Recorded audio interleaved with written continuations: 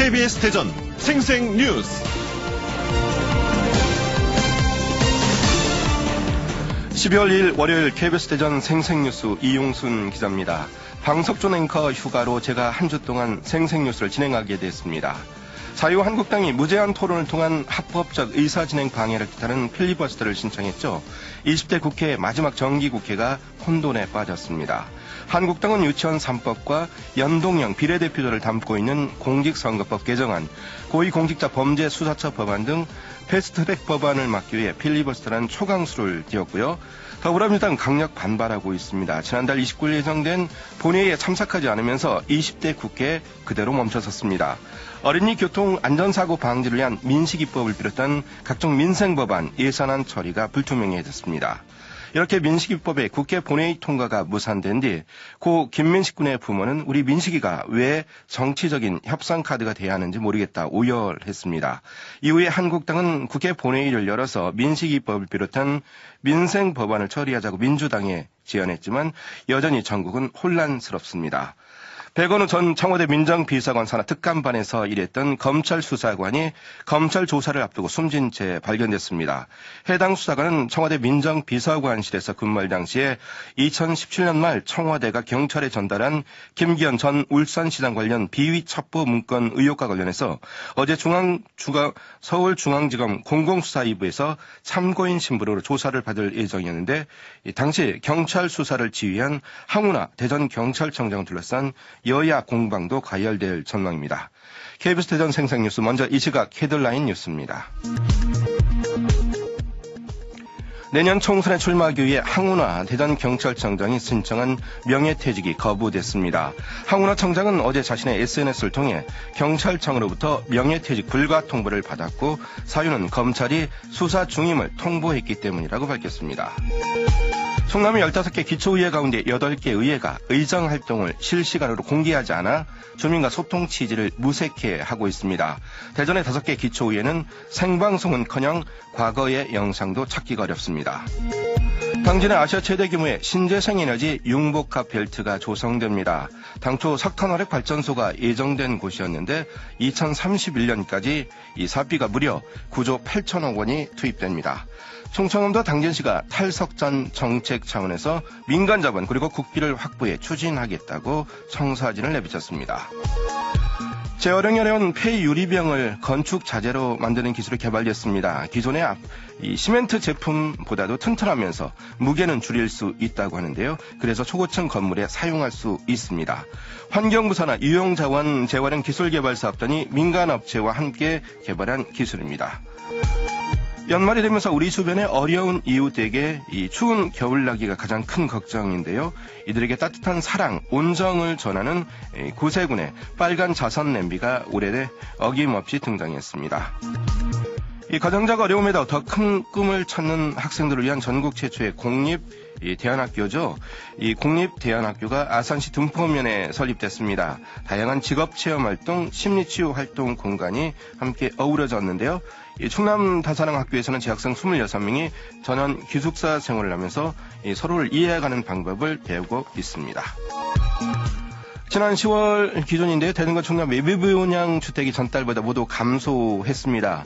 국토교통부가 발표한 지난 10월 기준 전국 미분양 주택 현황을 보면 대전은 900여 가구로 전달보다 3%가 줄었습니다. 충남은 5,900가구가 있는데요. 감소폭을 보면 8.1%입니다.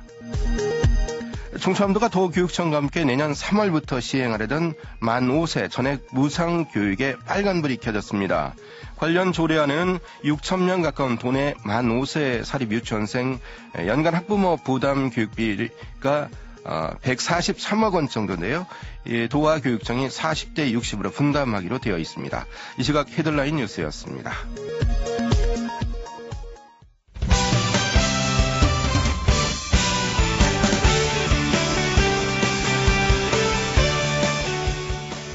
뉴스 브리핑 순서입니다. 보도국의 이수보 기자 나와 있습니다. 이 기자 안녕하십니까? 네, 안녕하십니까? 내년 총선에 출마하기 위해 명예퇴직을 신청했었죠. 이 항우나 대전지방경찰청장이 퇴직은 안 된다 이런 퇴직 불가 통보를 받았죠? 네, 그렇습니다. 황운하 대전경찰청장이 어제 자신의 SNS를 통해 경찰청으로부터 명예퇴직을 불허한다. 이런 통보를 받았는데요. 검찰이 수사 중이라는 게 그 이유입니다. 원래 이제 공직선거법상 공무원은 선거일 90일 전에 그만둬야 선거에 출마할 수 있는데요. 황 청장도 공직선거법을 지키려면 다음 달 16일까지 경찰을 그만둬야 합니다. 그런데 경찰청이 명예퇴직을 불허했기 때문에 황 청장의 내년 총선 출마가 그만큼 어렵게 됐습니다. 네, 그 공무원이 총선 출마하는 것도 어려운 결정인데 또 퇴직은 안 된다 이런 결정이 내려졌기 때문에 총선 출마 좀 상황이 좀 안개 속이죠. 자, 황 청장 헌법 소원을 제기하겠다 이런 얘기도 했다죠. 네, 제가 어제 황 청장과 직접 통화해서 그 입장을 전해 들었는데요. 황 청장은 검찰이 수사를 의도적으로 이제 행사하지 않아서 자신의 기본권을 침해받았기 때문에 헌법소원 대상이라 판단하고 있습니다. 조금 더 풀어 설명하자면 뉴스에서 많이 접하셨을 텐데 황 청장은 울산지방경찰청장 시절 김기현 전 울산시장과 관련한 수사 결과를 둘러싸고 자유한국당과 그 사건 관계인 등에게 고발을 당했는데요. 네, 그렇죠. 그런데 이제 형사소송법엔 검사가 고발로 범죄를 수사할 땐 고발 수일로부터 석 달 안에 수사를 끝내야 한다고 규정했는데 네. 이게 이제 고발 접수 검찰이 1년 6개월이 넘어가도록 어떠한 소환 조사도 없었고 방치만 하다가 황 청장 자신이 총선 출마를 위해 명예퇴직을 하겠다니까 이제 와서 하명 수사 운운하며 논란을 만드는 건 검찰의 의도성이 다분하다 이런 입장입니다. 그러면서 검찰의 이 같은 행동은 명예퇴직 수당 지급에 따른 재산권 침해와 개인의 행복추구권 침해뿐만 아니라 공무담임권 침해 등 헌법상 기본권을 침해하는 공권력 남용이라고 주장했습니다. 네, 황운하 청장이 과거 검경 그 수사권 분리 싸움에서 경찰의 입장을 쭉 대변한 법률 전문가에 해당하는데요. 자, 황 청장이 그래서 이제 관련해서 이제 특검을 제안했단 말이죠. 이 특검 제안은 좀 도를 넘은 것 같기도 한데 어떻습니까? 네, 아까도 잠깐 언급한 그 김기현 전 울산시장 측근 비리 사건을 다시 이야기를 해볼까 하는데요. 이 황 청장은 송인택 전 울산지검장이 지난해 7월 지검장으로 부임하고 난 뒤에 의도적으로 이 김 전 시장 측근 비리 사건에 대해 수사를 방해했다. 이렇게 주장했습니다. 네. 네, 그래서 경찰이 기소 의견으로 송치한 건을 검찰에서 갖가지 이유를 들며 불기소 처분을 했다는 건데요. 이를 두고 황 청장은 검찰의 불기소 처분이 잘못된 건지 혹은 경찰의 수사가 무리했는지 특검을 통해 확실히 가려보자는 겁니다. 네. 그러면서 특검이 어렵다면 공정성이 담보될 수 있는 제3의 조사기구를 제안하기도 했습니다. 네, 이제 청와대 특감반원의 어떤 자살 그리고 총선 출마 불투명성 이런 것들이 오래돼서 계속 뉴스가 나올 듯 싶군요. 자, 다음 소식으로 넘어가겠습니다. 충청남도가 충남교육청과 함께 시행하려던 만 5세 전액 무상교육에 빨간불이 켜졌죠? 네, 맞습니다. 만 5세 사립 유치원생의 학부모 부담액을 지원하는 조례안이 충남도의회에서 보류됐기 때문인데요. 조례안에는 6,000명에 가까운 도내 만 5세 사립 유치원생의 연간 학부모 부담 교육비 143억 원을 도와 교육청이 40대 60으로 분담합니다. 그런데 민간 어린이집에서 그 형평성 문제를 제기했습니다. 네. 도의회는 양측의 갈등이 우려된다며 심사를 미룬 상황입니다. 자, 그렇다면 형평성이 문제가 있다. 그러면은 이 어떤 형평성이 문제가 있다는 건지 구체적으로 좀 설명 좀 부탁합니다. 네, 현재 사립유치원 표준교육비와 민간 어린이집의 표준보육비는 만 5세 기준으로 해서 네. 51만 8천 원과 39만 6천 원으로 차등 배정돼 있습니다. 네. 그런데 이에 맞춰 누리과정 지원금 규모와 학부모 차액 지원금도 또 달라가지고 민간 어린이집이 운영난과 부실 우려로 그만큼 불만을 드러내고 있는 겁니다. 네, 그 민간 어린이집 교육비가 표준의 기준으로 51만 8천 원까지라는데 부모에 대한 재정 부담을 좀 덜기 위해서는 좀 관련 조례안이 빨리 통과돼야 될 듯 싶은데요. 자, 처음 조례안을 낸 이 충청남도 어떤 입장을 나타내고 있습니까? 네, 충청남도는 일단 당혹스러운 입장을 보였습니다. 그러면서 일단은 지금 미뤄졌으니까 도교육청하고 이후에 같이 각 기관과 이후에 협의를 다시 거친 뒤에 내년 초 조례를 다시 추진해가지고 조례 제정을 다시 추진해서 추경 예산으로 처리할 계획이라고 밝혔습니다. 네. 하지만 일각에선 저출산 극복 차원에서라도 유아 모성 교육을 중앙 정부가 나서서 근본적인 대책을 마련해야 하는 것이 아니냐 하는 그런 목소리도 있습니다. 네, 양승조 충남지사가 복지지사를 내세우고 있으니까요. 아마 좀 빠른 속도로 진행될 가능성도 있어 보입니다. 자, 밤사이 사건 사고 있었습니까? 네, 밤사이 별다른 사건 사고 소식은 없었습니다. 네, 뉴스브리핑 이수복 기자였습니다. 수고하셨습니다. 네, 감사합니다. 자, 이어서 오늘의 생생정보입니다. 대전 중구가 오늘부터 13일까지 장애인 일자리 66개에 대한 참여자를 모집합니다. 모집 분야는 행정도우미 48명, 복지 일자리 사업 참여자 38명입니다. 참여자는 내년 1월 1일부터 12월 31일까지 본청과 사업소, 동행정복지센터에서 행정보조, 장애인 전용 주차구역 단속, 환경정비 업무를 맡게 됩니다. 서산시가 중견, 중소기업 재직 청년들의 장기 근속, 복지 지원을 위해 추진 중인 열혈 청년 패키지 지원 사업 2차 참여자 모집하고 있습니다. 2차 모집에는 열혈 청년 복지카드 참여자 66명을 추가 모집할 예정이고요. 지원 자격은 서산시 거주 만 18세에서 39세 청년 가운데 이 서산 소재 중견 중소기업에 1년 이상 근무했어야 합니다. 월 평균 급여는 300만 원 이하인 그런 대상자로만 축소됐습니다. 참여자는 건강관리, 여가활동, 자기개발에 사용할 수 있도록 복지포인트 60만 원이 지급받습니다. 세종시가 오는 6일부터 지역 마을기업 발굴과 육성을 총괄 지원하는 2020년 마을기업 지원기관을 모집합니다. 지원기관은 마을기업 설립 전 교육과 모델 발굴, 마을기업 운영과 성장 지원, 홍보와 판로 지원 등 이 마을 기업을 총괄 지원하게 되어 있습니다. 신청 자격을 볼까요? 회계, 노무, 법인 등 분야별 경영 지원 역량이 있어야 합니다. 마을 기업에 대한 전문 지식, 상담 인력을 갖춘 법인과 비영리 단체로 이 지역대학 산학협력대회나 공공기관 성격을 가진 단체와 법인 연구원 등도 참여가 가능합니다.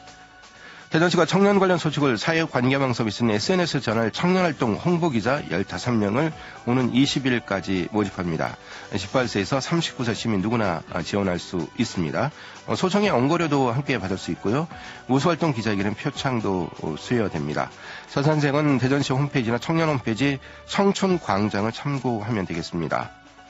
계룡시가 겨울방학 아르바이트 대학생 20명을 모집합니다. 본인 또는 부모가 주민등록상 이 주소가 계룡시에 되어 있어야 합니다. 전문대 이상 대학에 재학 중인 학생이면 누구나 지원이 가능합니다.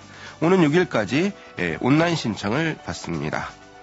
대한교육지원청이 교육공무원직인 이 시설 관련 6명을 모집합니다. 응시원서 오늘과 내일 접수해야 합니다. 전형 방법은 1차 서류심사, 그리고 이 심사에 합격한 사람에 대해서 1차 면접 시험이 실시됩니다. 날씨입니다. 대전과 세종, 충남 지역은 오늘 구름이 많은 가운데 충남 서해안을 중심으로 눈이나 비가 내리다가 밤부터 대부분 지역에 3에서 8cm의 눈이 내리겠습니다. 오늘로 최고 기온은 홍성과 천안이 5도, 세종 6도, 대전 7도 등 5에서 7도의 분포를 보이겠습니다. 내일도 구름이 많은 가운데 오전까지 눈 소식이 있겠습니다. 아침 최저 기온이 영하 6도에서 0도, 영하 6도까지 떨어진다고 합니다. 낮 최고 기온은 5도에서 9도로 예상됩니다. 도로 곳곳에 비나 눈이 얼면서 빙판길이 될 수 있는 교통안전에 유의하셔야겠습니다. 생생정보였습니다.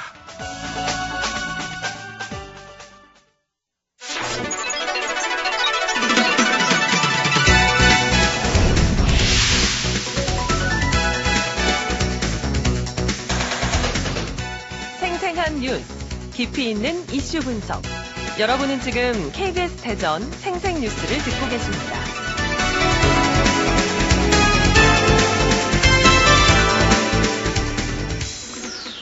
자, 생생 인터뷰 순서인데 오늘은 동춘당, 남간정사, 회독향교 등 이 대전에 산재한 유교 문화 유적의 관광 장화나 관광자원화 제안에 대해 알아보겠습니다.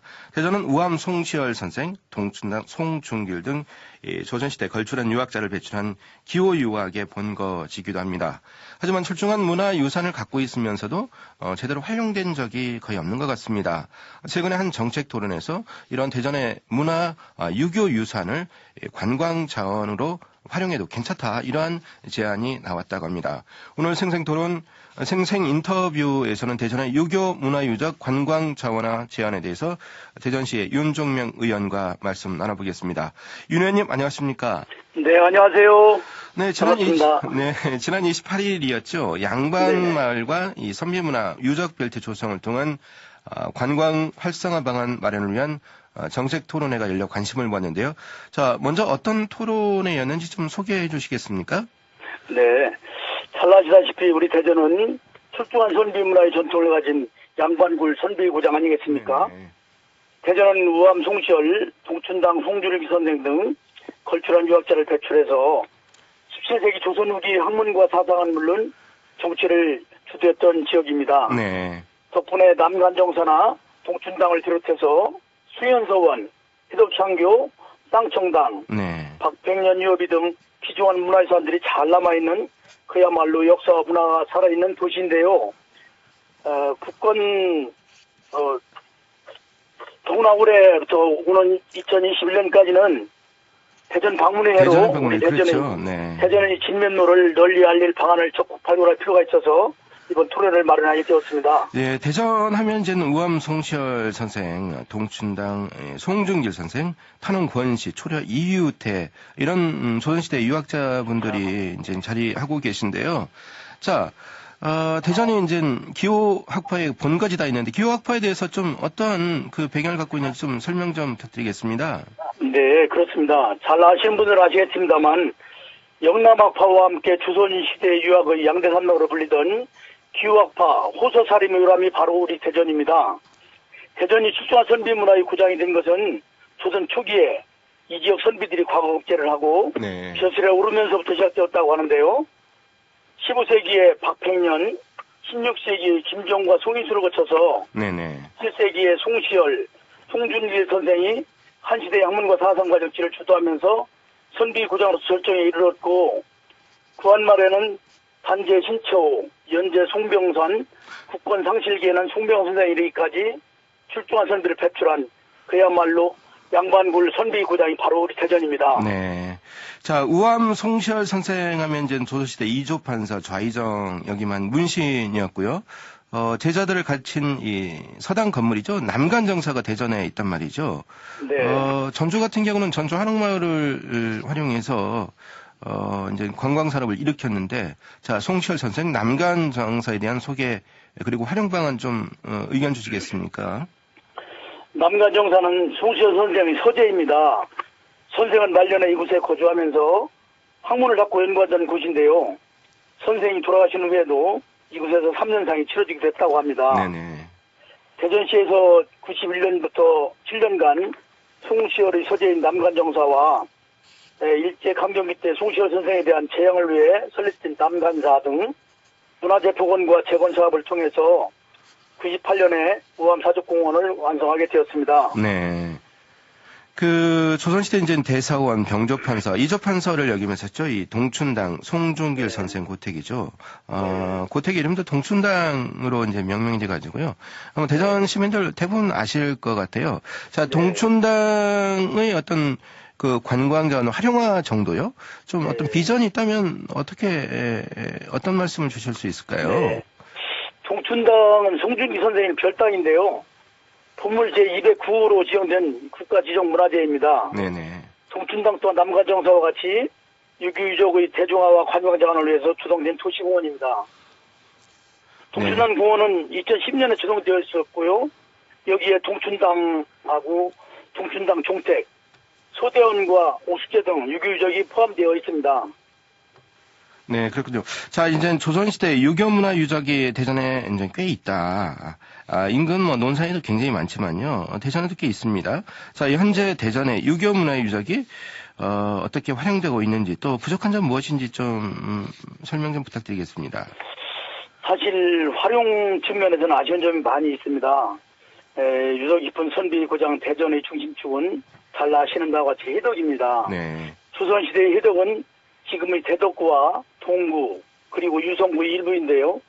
대개 유성 원촌동으로부터 대덕구를 지나 종구 가양동 일원에까지 당대 선비문화를 주도했던 이들의 삶의 흔적은 유업이 서원, 사우, 향교, 네. 서당, 별당, 종택 등이 남아있습니다만 우리 대전 시민은 물론이고 외지에 계신 분들이 우리 대전의 문화유적을 피부로 느낄 수 있는 그런 환경은 아닌 것 같습니다. 네네. 예를 들면 동구 가양동에 있는 박팽년 유업이의 경우 담장으로 둘러싸여져 있고 1년 365일 출입문의 빗장이 잠겨져 있습니다. 인근에 사는 주민들조차 이곳이 뭐하는 곳인지 어떤 소중한 문화유산이 있는 곳인지를 알 수 없도록 관리되고 있습니다. 네, 윤 의원님, 지금 말씀하신 회덕 가양동 주변 좀 언더워심인데요. 하지만 유교 문화 유적이 다른 지역보다는 월등히 많고요. 자, 관광객을 유치하는 그러한, 움직임이라고 할까요? 그리고 또, 남간정사, 동춘당을 비롯해 이 회덕 향교죠. 숭연서원 등을 답사하는 코스도 어떤 프로그램이 마련돼야 되지 않을까요? 네. 네, 우선 양반마을 문화유적을 관광벨트로 추구하자는 것입니다. 네네. 대전에 가면 전통 문화유적을 제대로 보고, 제대로 듣고, 또 제대로 배우고 이해할 수 있는 평을 받을 수 있는 고급의 문화유적 테마관광 스토리를 투어 상품 같은 것으로 개발해서 운영하는 것이죠. 네. 이번 토론회에서는 원종동 숭연서원에서 출발해서 동춘당을 거쳐 우암 사적공원과 파남동의 쌍청당을 이어 이사동, 민속마을로 가는 옛 해덕 네. 문화유적 관광벨트 투어 코스를 개발하자는 제안이 있었습니다. 네. 서울 같은 경우는 서울 버스 투어가 있잖아요. 서울 투어 버스가 있는데, 대전에도 좀 그러한 버스가 좀 운행 횟수가 많이 늘어났으면 하는 바람이 늘 있어 왔는데요. 자, 이번 토론회에서 대전 유교 문화유적 관광 활성화를 위해서, 컨트롤 타워를 할 그런 조직이 필요하다. 그래서 유교문화연구원 건립까지 제안이 들어왔는데요. 자, 유교문화연구원 어떤 성격의 기구가 될 수 있을까요? 네, 그렇습니다. 유교문화사원은 인물, 일화 등 역사적 사건, 설화 등 많은 이야기를 내포하고 있기 때문에 여기서 파생되는 유교문화 스토리텔링은 실로 무궁무진하다고 할 수 있습니다. 네네. 이러한 스토리텔링 요소를 찾아내서 놀이 형식의 볼거리, 즐길거리, 먹거리 등 재미를 더한 체험 프로그램을 운영하는 일명 양반마을 체험 테마관을 조성하자는 의견이 있었습니다. 네네, 양반마을요. 예. 양반이라는 단어가 갖는 계층적 위화감에 자칫 오해의 소지가 없지는 않습니다. 그렇지만 조선 후기의 양반 계층의 특권과 횡포 등이 부정적인 이미지를 주는 경향도 있지만 네. 본래 양반은 도덕을 실천한 선비이지 않습니까?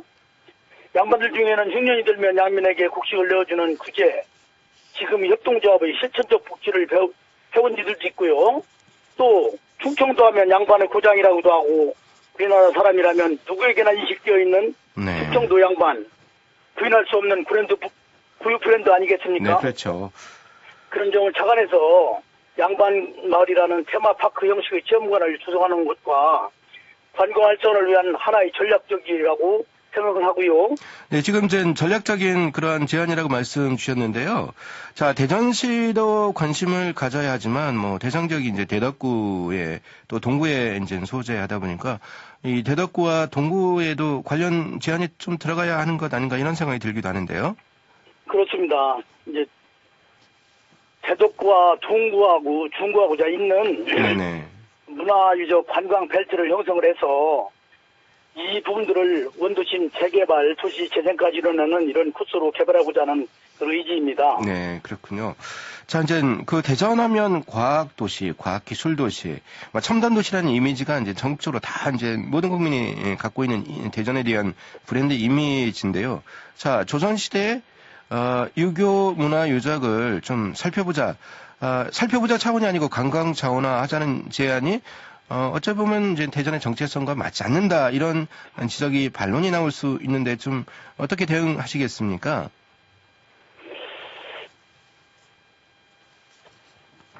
윤 의원님? 네네. 네네. 좀 곤란한 질문이었죠? 정체성이라고 보기는, 우리 이제 대전이 양반이라는 이런 네.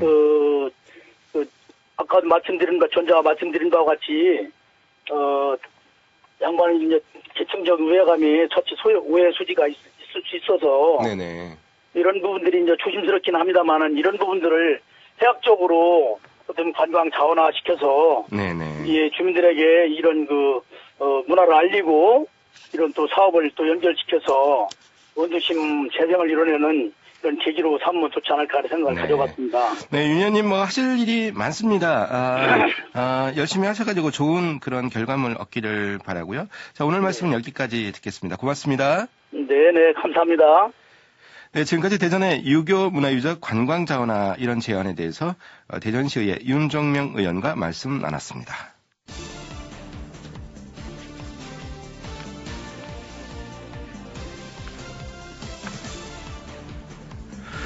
네, KBS 대전 생생뉴스 기술의 이재은, 구성 조미연, 제작과 진행의 이용순이었습니다.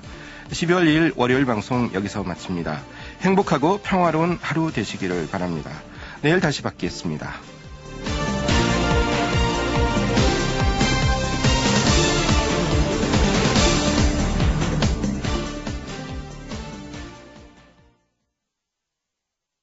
대전 시민과 함께하는 한국수자원공사. 대한민국 물안전과 물복지를 책임지는 한국수자원공사는 물산업 육성을 통하여 대전 지역 청년